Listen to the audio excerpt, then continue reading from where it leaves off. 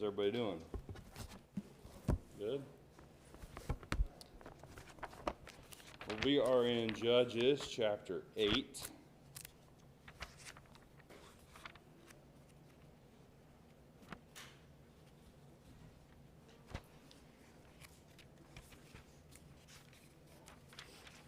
Where do we get to? H. On the first point. I guess there's only H on the first point, right? All right, so we got to verse 10 and 12, 10 through 12. And so, of course, we're talking about Gideon, and his army has, of course, been reduced in the last chapter. And so as we start chapter 8, we get down to where they have crossed. If you remember, I've changed our map so we kind of see. But they had moved from over here to this side of the Jordan. And one of the towns they came to was Succoth and then Penuel. And what do we remember about the people of both those cities? Yeah, they asked for food and they said no, right? What was significant about those two cities?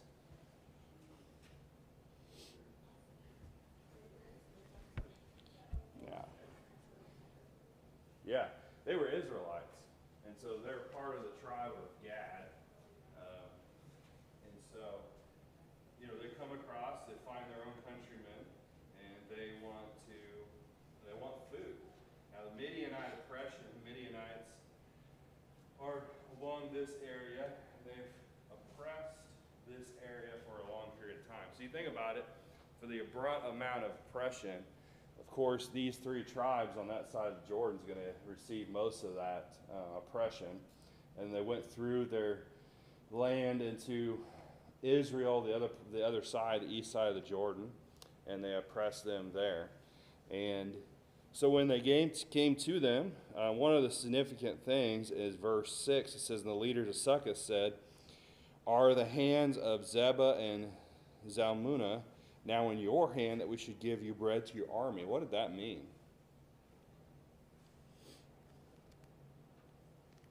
When they asked that, do you have these two? Now, these two leaders are the kings of Midian. So when they say, do you have those kings in your possession, I guess you could say, what do they mean by that? Why did they ask that? Yeah, it doesn't specifically tell us, but it does seem to indicate they were afraid. Okay, so as we get to later in this chapter, Gideon's basically going to say they mocked him by saying that when he comes back. And so they may have been afraid of him. They've, of course, probably been oppressed by him for a long time. And they're afraid if they didn't have him in his possession, if they helped, that their oppression would get worse. So question for you. In verse 6, it says, "Are the hands of Zebah and Zalmunna already in your possession?" I guess from reading that, it sounds like either hands, as in hands and hands, is that they made up or something, or hands is, I don't know, at that time did they go ahead and cut the hands off, so, I see what you mean. Got their hands, so they can't use them against you. Yeah. It could, I think it more focuses on if they're in bondage to them, so they've captured them. I'm not sure if it means the other. I think now in your hand is just that they have them in their possession is more the focus. I think it's authority, like Yeah. you're saying. Their authority. Yeah, because here they are chasing their army, so these kings could have been captured. Their army is still fleeing, and they're trying to kill all of them, is what they, in their mind. And so they're asking the question, are these kings in your possession? If they're not, they don't want to help. And so The wording makes it sound like maybe they it kind of does, yeah. take a captive and cut their hands off so they can't do anything again. Yeah, it could. I think it's more of an expression than an actual literal cutting the hands off. But I mean, I may be wrong, but They weren't supposed to do that. That was a heathen practice. They weren't supposed to cut the thumbs off of the people that captured or things, they did different things. It's figured God forbid his nation Yeah. Yeah, because God didn't want to be like other nations, for sure. And so what did Gideon promise Succoth and Penuel? Because Penuel did the same thing, right? We don't have much information about them, but it just says they went to Penuel, they did the same thing. What did Gideon then promise? Verse 7, he said he's going to come back and tear their flesh with thorns of the wilderness and fire. Yeah. So they was going to come and tear their flesh. Now it's going to be similar to what we talked about with Christ and the way that they used whips to rip the flesh from their bones. And so that's similar. There's some similarity there. He's going to use the things that's in the wilderness, the briars and the thorns, to do that. And so then Penuel, what did he promise Penuel? Hey, he's going to tear down their tower, right? So both of them indicate some type of punishment, right, for what they did. As we're going to see later, only one is stated to actually have been killed, but I think it implies both. We'll see the promise of a punishment to both here. So what is the significance of tearing down the tower? Is it their watchtower or So a thing of beauty? the tower represented their stronghold. I think it's translated differently in other translations, but it's their stronghold. So it's their city, their castle, you could say. So they wouldn't be safe. Yeah, they wouldn't be safe anymore.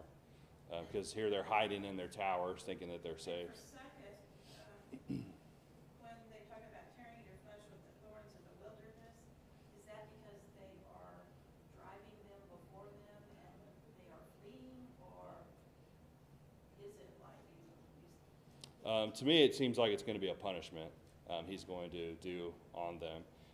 It's not stated if they actually are killed from this, but Penuel is. So it kind of implies that both of them, this was their death, is what they were going to inflict on them. So we'll see. It doesn't state for Succoth what their end really was specifically, but it's implied. That's why I wanted to notice, because Penuel, it doesn't say I'm going to come back and kill you. He just says I'm going to tear down your tower, your castle. With Succoth, he said the same thing. I'm going to come back and punish. So both is going to be a type of punishment. But yet Penuel, it is specifically mentioned that the people are killed, the men are, for this later. And so we get to verse 10, and through verse 12, it says, Now Zebah and Zalmunna were at Karkor, and their armies with them, about 15,000, all who were left of the army of the people of the east, for 120,000 men who drew the sword had fallen. So their army of 300, Gideon's army of 300, had destroyed 120,000 men at this point. They only had 15,000 left. And so this is where we got how they had 135,000 in their army earlier. And so only 15,000 of this army was left. And so significant to remember also as we go through this, of course, Gideon said when he comes back, he was confident that he was going to be back, wasn't he? He wasn't saying, if I make it back, if we win this battle. He said, when I come back, when I've defeated them, I will do these things that I promised to you. He said that to Penuel also, when I come back, verse 9. And so as he then chases this army, notice verse 11, it says, Then Gideon went up by the road of those who dwell in tents on the east of Naboth and Jochebed, and he attacked the army while the camp felt secure. And so they felt secure. This location of where they went, it's not really known. Some think it lies somewhere in the east of the half-tribe of Manasseh, so they chased them. Of course, he went through Succoth and Penuel, and that is right here. And so, of course, the Midianites were out in this tent wilderness area, and they would come across, probably went up into the Manasseh area. We don't know. Let's just believe that's what happened. They chased them to this place and attacked them there. Drew the sword, verse 11. The army, they felt secure. They felt like that they were fine. Pulpit commentary said this: east of these cities was the desert, inhabited by nomads dwelling in tents, where Kakor was, and where Zebah and Zalmunna had encamped out of reach as they thought of their pursuers. And so they thought going into this city of the desert, this area, that they were going to be well out of the way of their captors. But that was not the case. We do see these names mentioned before. Somebody read Numbers 32, 34 through 35.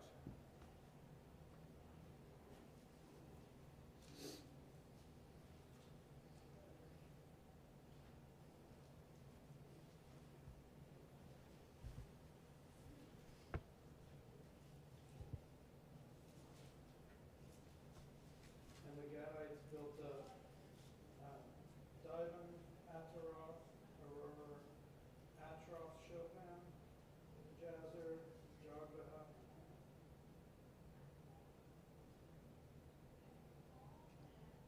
Beth Nimrah, and Beth Haran as fortified cities, and they built folds for the flocks. Okay, so this was in the area of the tribe of Gad.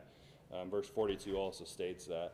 But why they felt secure where they had went, it could be that maybe this was a stronghold. So Kakar was a stronghold that was east of those cities, out into towards the desert. But it wasn't. It wasn't secure, of course. Notice verse 12. It says, when Zebah and Zalmunna fled, he pursued them, and he took the two kings of Midian, Zebah and Zalmunna, and routed the whole army. So, routed, it's not really a word we use. Routed, sorry, Holly's going to correct me. Routed the army. The word routed means to terrify or make afraid. So, we know that they were just not scared by him when Gideon left. Because notice continuing on, verse 13. Then Gideon, the son of Joash, returned from battle from the ascent of Heres. And so I don't think that this was the case where they just scared the army. What was their purpose in chasing this army down? To kill them. And so could it have been what had happened to them in the beginning of the first battle with Gideon and his 300? What happened when they broke their lamps and started to blow the trumpets? Yeah, they were scared, right? They started to kill each other. They were afraid. This could be another occasion where that happened again. They caught up to them. They thought they were safe. They thought they were secure. Gideon then attacks them, and they are confused again. They're also afraid again, and that same disaster happens to them. And so, Gideon's purpose in following this army was to kill them. And so I believe that that's exactly what happened here. They took the kings to bring them back, and of course going to kill them later.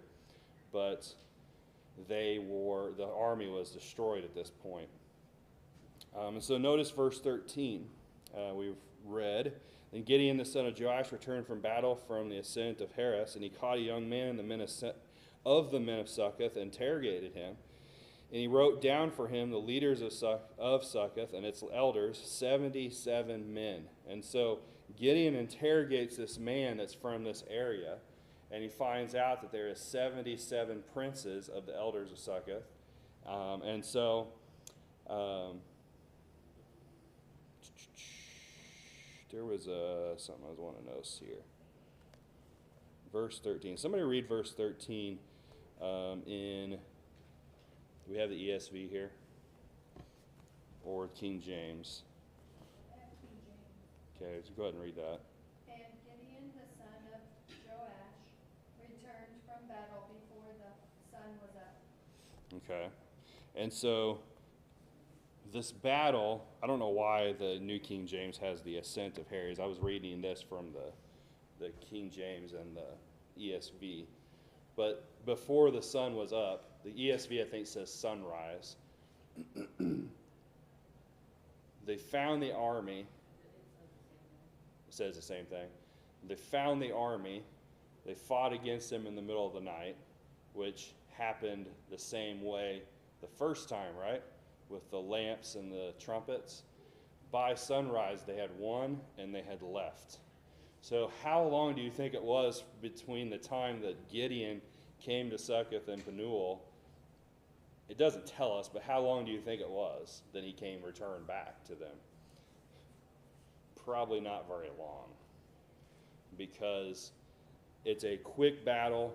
By sunrise, he is on his way. He is victorious. He has the 2 kings, and he is on his way back to Succoth. His purpose was to go home, but of course he made a promise to Succoth and Penuel that he was going to return back to them. So he finds this man, he interrogates him, finds out how many princes of the elders that were there in that city. And so then verse 15, it says, Then he came to the men of Succoth and said, Here are Zebah and Zalmunna, about whom you ridiculed me, saying, Are the hands of Zebah and Zalmunna now in your hand, that we should give bread to your weary men? So here he says they ridiculed him. They mocked him by saying that. Why was it a ridicule for them to say that to Gideon? Well, probably they would think, okay, that's your army, 300, and you're going after these guys, that chance. Yeah. Because the army might have passed through, it might have seemed like nothing gone before them. Yeah. I think they had a chance. Yeah, because at this point it's still 15,000, so 300 against 15,000 is still a huge number, right? And so they're thinking there's no way they're going to win. And of course, if this really is God's people, which I believe it's one of the cities that's mentioned earlier in the book, or in the book of Joshua as a city of Gad, if these are really God's people, should they have known who was on God's side? It was Gideon. And of course, the battle that he'd already fought before. And so, Gideon, he tells them that you ridiculed me before for not having these men before. And so now he has them. Let's go down to verse 16. It says, And he took the elders of the city and the thorns of the wilderness and briars, and with him he taught the men of Succoth. So the word there means to know. The word taught means to know. It doesn't say anything else about what happened to Succoth except that he taught them. But if you notice verse 17, it says, Then he tore down the tower of Penuel and killed the men of the city. Like I said, both times it was a promise to come back, not to kill them. He didn't say he was going to kill them, but he was going to tear down their stronghold. He was going to tear their flesh with these thorns and briars. He mentions Penuel, and all of the men were killed there. What do you think probably happened to Succoth? I would say probably the same. But it's not really stated here. But Kaufman said the language of the narrative forbids any other interpretation than that the elders were put to death by being threshed amid thorns and briars, or having thorns and briars dragged over their bodies. And so this more than likely is what happened. Kaufman has another comment there, and I'll leave that for you to read. But that punishment would have been something that it could have been just a punishment, but I don't know, indicates to me that they were killed, just like Penuel. And so then notice verse 18. Then he said to Zebah and Zalmunna, What kind of men were they whom you killed at Tabor? So they answered, As you are, so were they. Each one resembled the son of a king. Then he said, They were my brothers, the sons of my mother. As the Lord lives, if you have let them live, I would have not killed you. So we don't know much about Tabor and what is stated here, except what is stated here, but it tells us that they were family to Joshua. Not Joshua, but Gideon. And it says they were the mother of the family of his mother. And so he was, in a sense, going to kill these kings because of what they had done to his family. So he was an avenger of blood, in a sense, to them. So then notice verse 20. It says, "He said to Jether, his firstborn, Rise, kill them. But the youth would not draw his sword, for he was afraid, because he was still a youth. So Zebah and Zalmunna said, Rise yourself and kill us, for as a man is, so is his strength. So Gideon arose and killed Zebah and Zalmunna and took the crescent ornaments that were on their camels' necks." So he tells his son, his youngest son, to rise up and kill these two kings, and his son says no, he's afraid to do it. Why would he be afraid? Might not get the job done at some point when he's young. Yeah, that's right, could be. He also would probably talk about the sanctity of life. Okay, could be. I think it's interesting that he's in the army with Gideon. They have pursued this army, the purpose of killing them. They have come back. They're not home yet. So his son went with him. I don't think Gideon would have brought his whole family with him to pursue after this army. But his young son was. That's his firstborn. That's his firstborn. Firstborn. Yeah. And his son is saying, no, I'm afraid. But he passed all the tests to be with them. Yeah, that's what I mean.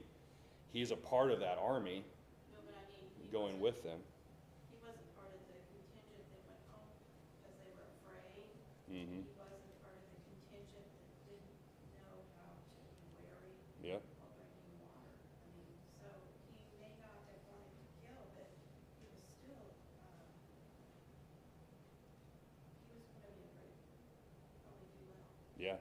Well, the thing about David, why David wouldn't kill Saul.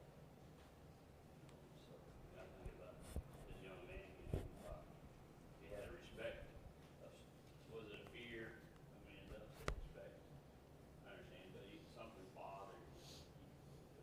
Mm-hmm. You throw ideas on one, you think about, you realize the sanctity of life, you're God's appointed, you were God's appointed men, and his dad said, hey, I'd wonder, why wouldn't dad leave his army to do it? Why would he have to? Yeah. That is interesting, is why Gideon didn't say or just do it himself.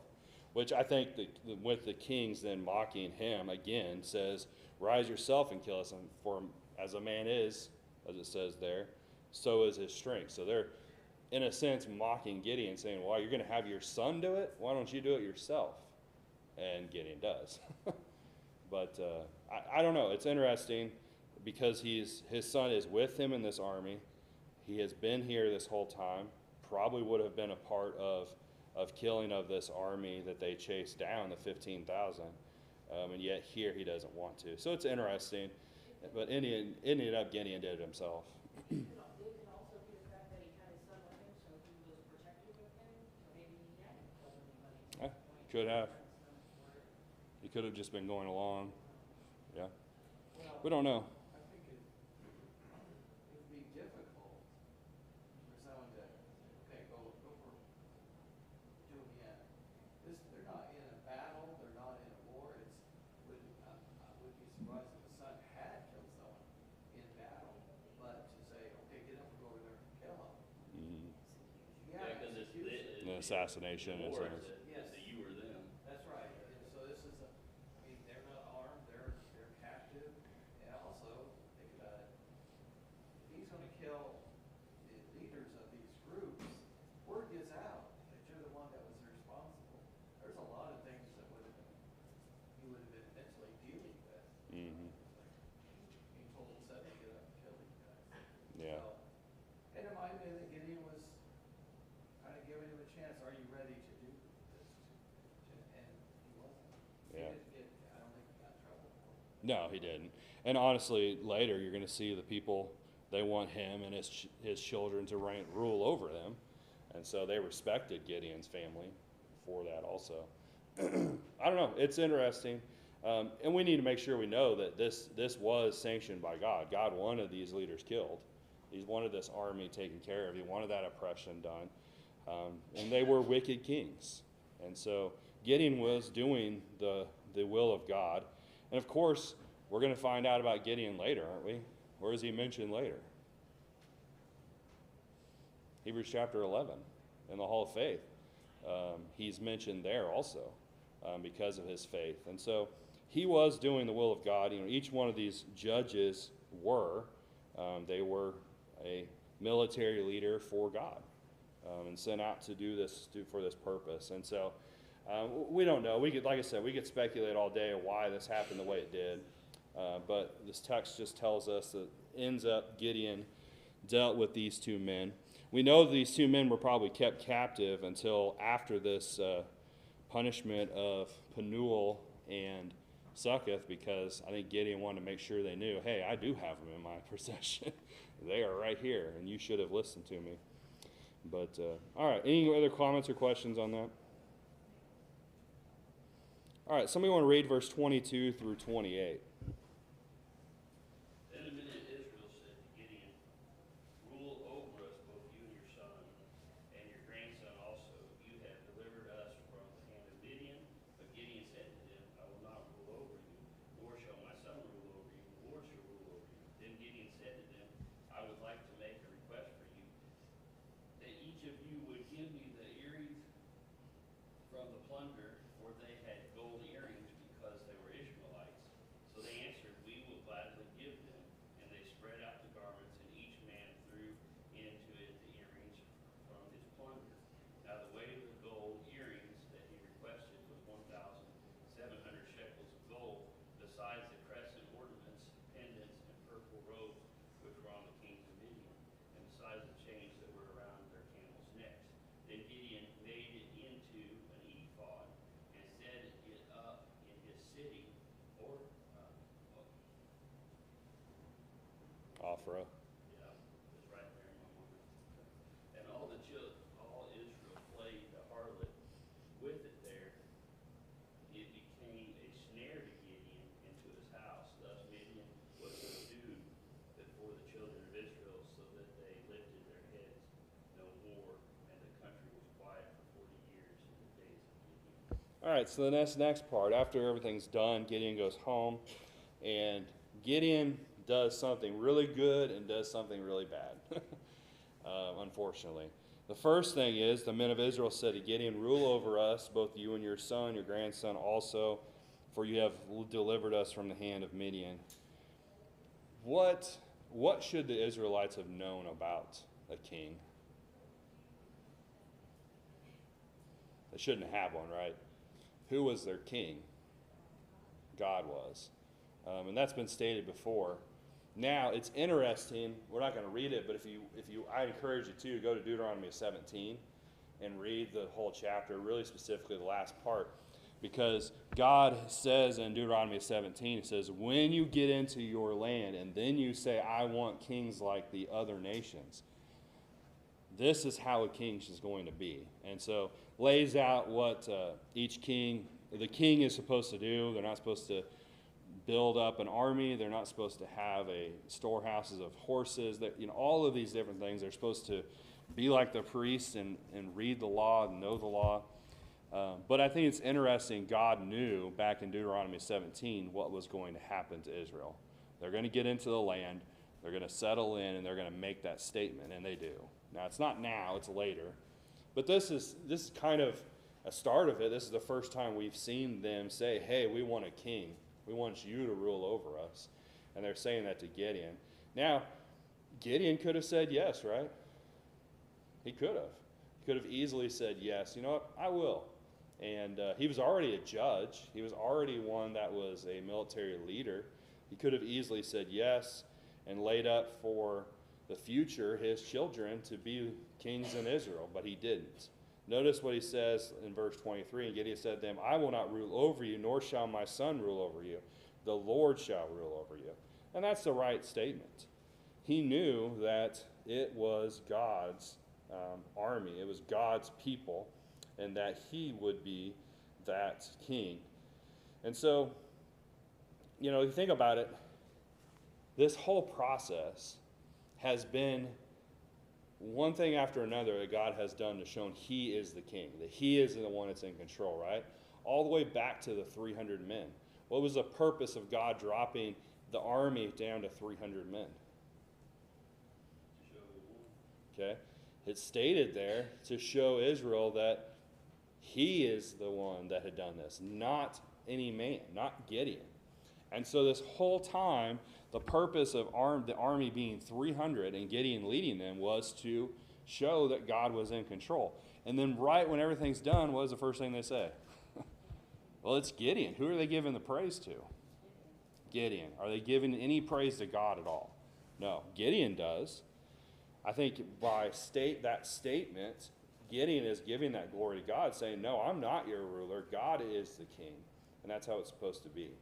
And so they've already forgot God. They've already given up on him. And this next step of Gideon is just going to make it worse. And so let's see the answer from Gideon. But then he has a request, verse 24. Then Gideon said to them, I would like to make a request of you that each of you would give me earrings from his plunder, for they had golden earrings because they were Ishmaelites. Don't know the significance of that. Some commentators say that the Ishmaelites, they really had nose rings, and that was something that distinguished them of being Ishmaelites.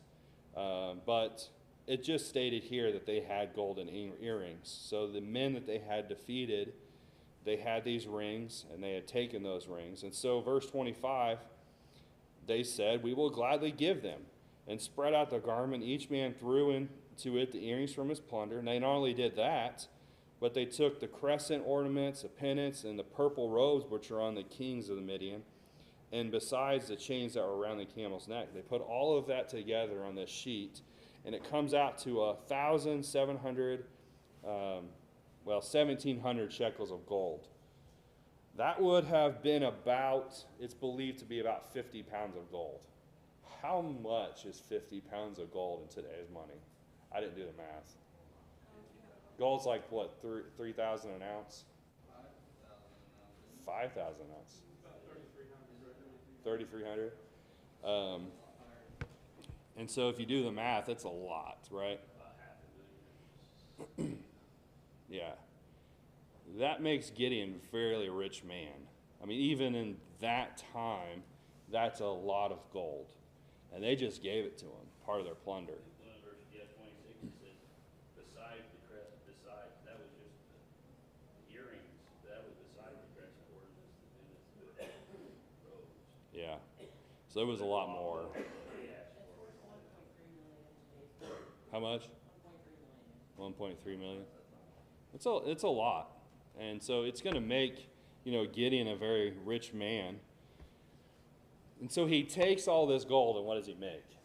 Well, he makes an ephod. Now, an ephod is a breastplate. And so there's different ideas on what the ephod is here. There is an ephod that was worn by the priests. And so they would wear this when they were doing their responsibilities in the temple. And that was a specific ephod made for that. So, why he chose an ephod, I don't know. Did he make this ephod, set it up, and then once in a while wear it himself?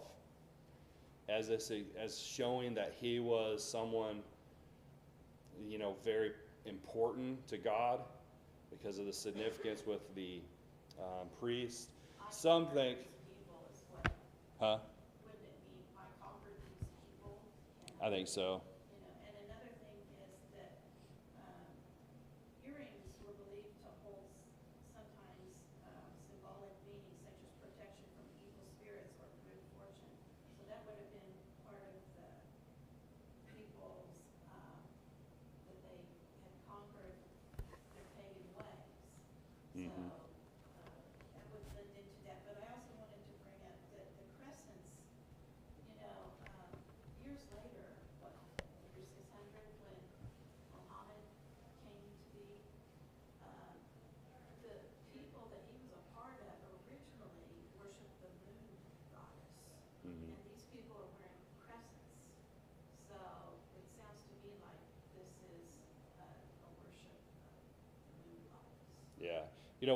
Muhammad and all that came from the Ishmaelites, and they were nomadic people in the wilderness area, And we talked, we looked at some of those that helped the Midianites were of that nomadic nature. So, yeah, that's interesting, the significance there. I didn't think about that.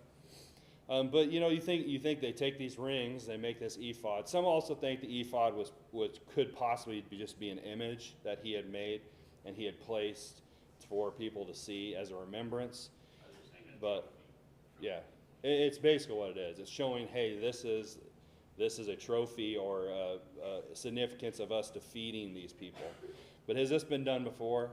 Not an ephod, but somebody read Exodus 32 and verse 2. Yeah, but the golden calf was made to worship. I don't think Mhm. this was made to worship.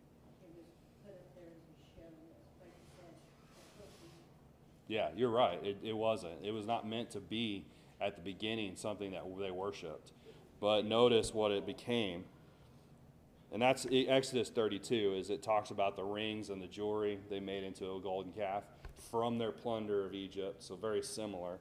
But then notice verse 27, it says, and Gideon made it into an ephod and set it up in the city Ophrah, and all of Israel played the harlot with it there. That means they worshipped it, used it as a mean of worship instead of God.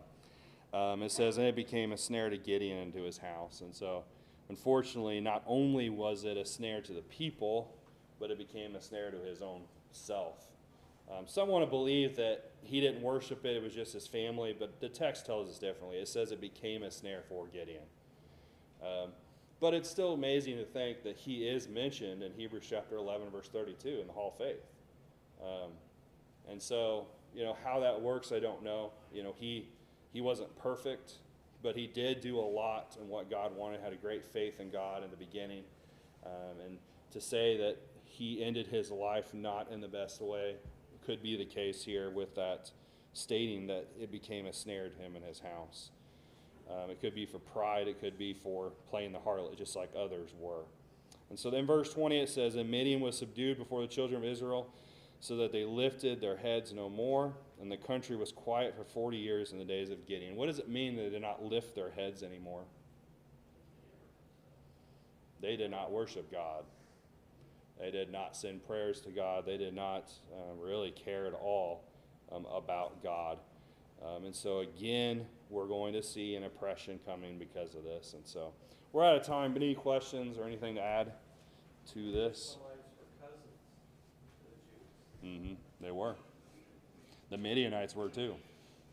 And so all of these oppressors, which we talked about that a few weeks ago, a lot of these oppressors were family at one point, unfortunately. All right, thank you guys for your time.